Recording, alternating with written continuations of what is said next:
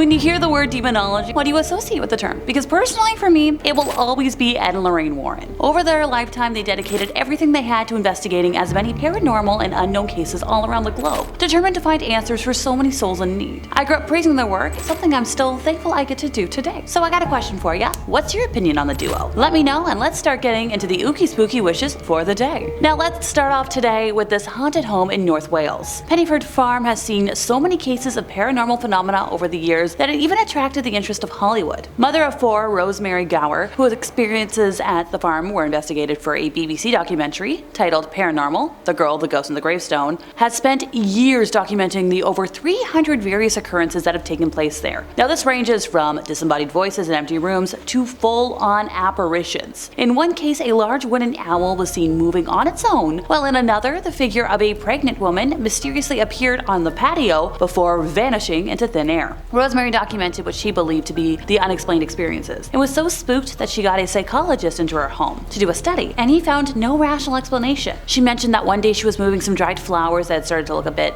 not the greatest, so she wanted to dispose of them. She took them from the lounge to the kitchen, put them on the counter. Granted, because they were passing away, they were dropping petals everywhere. Now somebody came to the door, so she disappeared for about 30 seconds, and by the time she returned, every single petal had disappeared. They'd been replaced by dead or dying half-drowned wasps. Now, there was no sign of a wasp nest anywhere on the property, and all of the doors and windows were shut. Try to explain that. The documentary claims that all the spookiness started when the family found a Welsh word written on an inside wall of their empty home after they returned home from a New Year's Eve party at their daughter's house. The family said it read Penyffordd, which is Welsh for peace in a religious context. I apologize if I butchered the pronunciation. The family claims that this started a flurry of Welsh words appearing, like Hir am Aros, which means long suffering, and Erlidial, which means persecutions. Now, of course, I mentioned earlier Hollywood was like, ooh, let's make a movie. But when the mom heard that it wasn't going to be factual, because movies like to emphasize things, she was like, absolutely not. She's like, they're going to make up a load of stuff based on a true story and it's going to be ridiculous. I wasn't going to sanction that. You either have a true story or don't have it at all. Which leads me to believe this story. The family thinks the catalyst, though, for all of this was moving the gravestone of a young girl that had been propped up at the front of their home. Well, pardon the side eye coming from me, it's an automatic response at this point. If people move stuff, that's going to cause chaos in the home. So what happened first? So I guess this all happened before the words. The family's eldest daughter, Nicolette, said that one night she awoke and saw a figure standing over the cot in the corner where her young spawn was sleeping. She couldn't see its face. It had like a hood, kind of like a habit a monk would wear. She bolted up and it was just gone. It creeped the life out of her, and rightfully so. See, I wish the Warrens were still around to investigate this house, because since the Gowers have left, the activity has cooled down some, but I just know in my bones that it's going to start again someday. Worse than ever. Next up, we have a ghost woman in a well. So back in September of last year, police officers and fire rescue crews attended the scene of a woman who was trapped down a well in Saltillo's Nuevo Centro Metropolitano neighborhood at around 3:30 in the morning. Before I go any further with this, the time is already telling me plenty about what I need to know about this, since 3 a.m. tends to be a very popular hour for ghosties, demons, and hell, who only knows what else can cause havoc. So to confirm that this woman was alright, officers called down to the well to ask her what her name was. Juanita, she repeatedly called back from the depths. So it took some time, but the rescue team was eventually able to obtain the necessary equipment to lower a firefighter down to the bottom of the well to reach the woman. Granted, to their shock and surprise, when they got there was no woman. They checked everywhere, but there was no sign of anyone ever having been in that well. I don't know if they went as far as like DNA testing and scraping stuff off the walls, but I wish they would just for closure. Now this bizarre case has since prompted a number of paranormal interpretations, with one local investigator suggesting that what the rescue team heard was the voice of a ghost. Juanita, whoever she was, might have perished in the past by falling down the well. Well, whatever the case was, all that can be said for sure was that she's definitely not down there now. Look, I know I'm gonna sound like a broken record today, whether we all like it or not, but I know Ed and Lorraine would have been there with a priest to investigate had this happened while they were still with us. Tell me I'm wrong. In the middle of the pack today, we've got a mysterious white lady ghost, and if you know anything about Ed Warren, you know he would have been there faster than you can say Annabelle. Now, little context on Ed if you didn't know, he was obsessed with the White Lady of Union Cemetery over in Connecticut, which is kind of where he lived. A lot of locals thought she was the ghost of Harriet Seeley, whose young son passed shortly after she was born, and then Harriet passed soon afterwards. Legend believes she might have died in hope of finding her son, and still wanders their final resting place looking for him, which is really sad. Now, other folks believe the White Lady is the ghost of a woman from the 1940s who,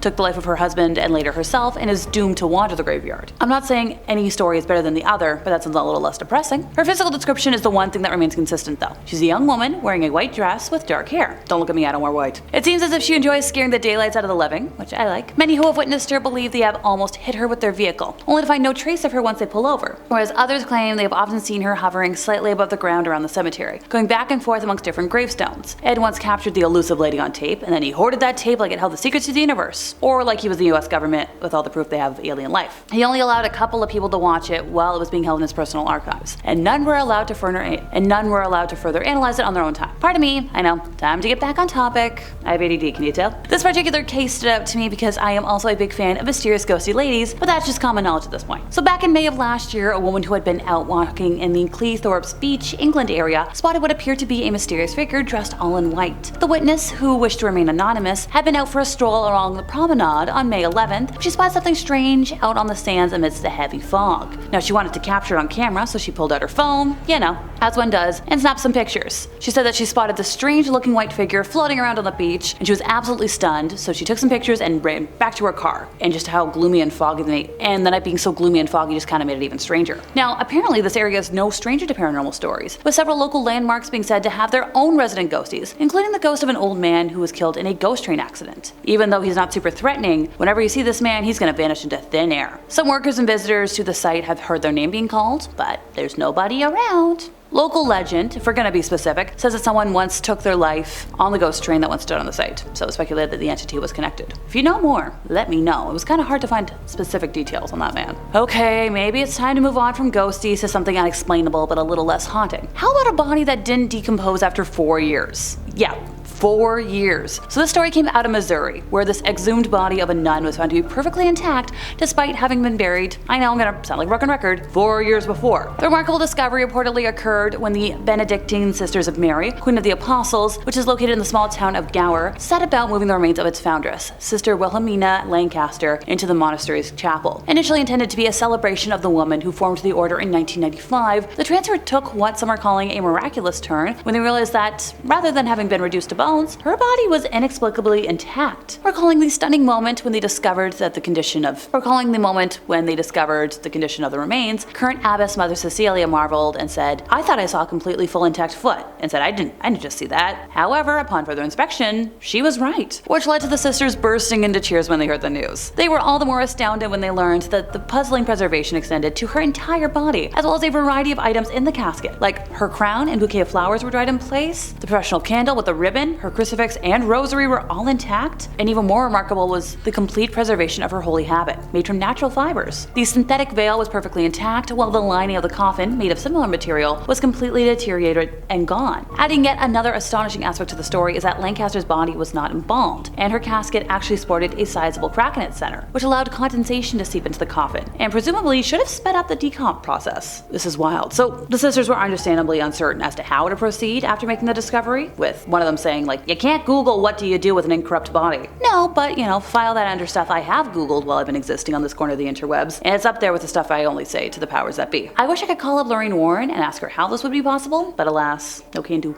And finally, what better way to end today than with another ghosty story that's coming out of South Yorkshire. So British paranormal investigators Lindsay and Lee Steer had been filming an introduction to their visit to the Huskar Pit near Stilkstone in South Yorkshire when they caught something strange on camera. Now the site itself is known for a devastating 1838 mining disaster that resulted in the deaths of 26 young people who had been working in the mine when a flood left them trapped and unable to escape. I grew up in a mining town. Mining accidents are awful. They don't happen often, but when they do, they're not great. So in the clip, as the camera pans out, it's possible to see what appears to be a ghostly apparition standing a short distance away in front of a tree in the background. Now Lindsay said it looks like a young girl is standing there, and she's got a little white dress and a little face, mouth and 2 eyes, and it looks like she's elevated off the ground and she's got bare feet. Well, what do you see? Let me know in the comments. And heck, that brings us to the end of our time, and maybe it's time to give the Ouija board a thought as a point of contact for Ed and Lorraine. I'm kidding, I promise. Tempting, but I could never. If you enjoyed my ramblings today, could you help us out by giving this video a like, subscribing if you aren't already, hit the bell for more Ed and Lorraine content from us here at Top 5 Scary Videos, and I'll see y'all next time, you lovely spooky people.